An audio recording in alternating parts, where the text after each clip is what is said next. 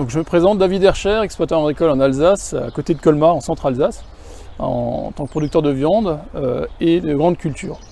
Donc aujourd'hui nous sommes là pour parler de l'Avistop 2, qui est un effaroucheur contre des nuisibles, des corbeaux notamment, qui viennent détruire nos parcelles de semis de maïs. Nous avons fait le choix d'acheter un Avistop 2 auprès de la FDSE du Haut-Rhin, qui en partenariat avec la FNSEA a mis en place un achat groupé. Et donc cet effaroucheur est extrêmement efficace. Il couvre à peu près une surface de 4, 5, 6 hectares. Je considère qu'il peut couvrir un peu plus large parce que son effet dissuasif est assez conséquent.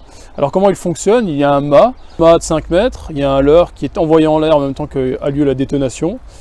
Et ce qui est intéressant, c'est qu'on peut programmer le début et la fin de la journée, ce qui évite un travail assez conséquent pour récupérer le canon en début et en fin de journée. Ce qui est aussi intéressant, c'est qu'il y a la capacité de programmer des coups aléatoires, c'est-à-dire qu'il ne va pas envoyer son leurre et faire le bruit d'une manière régulière, parce que le corbeau est un animal intelligent qui s'habitue facilement à ce genre d'outils. Et en plus, il a cette capacité d'être complètement autonome. Donc une fois qu'il est installé, évidemment.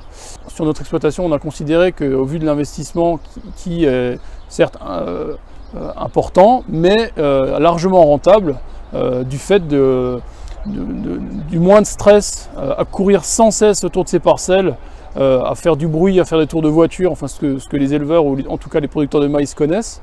Donc en plus des enrobages de semences, en plus de la surveillance évidemment, on a décidé de réinvestir dans un deuxième Avistop 2 parce que c'est un outil fonctionnel et qui permet vraiment de protéger ces cultures de maïs à la période la plus sensible qui est celle de la levée, là où le corbeau viendra évidemment se délecter du maïs dans nos sols.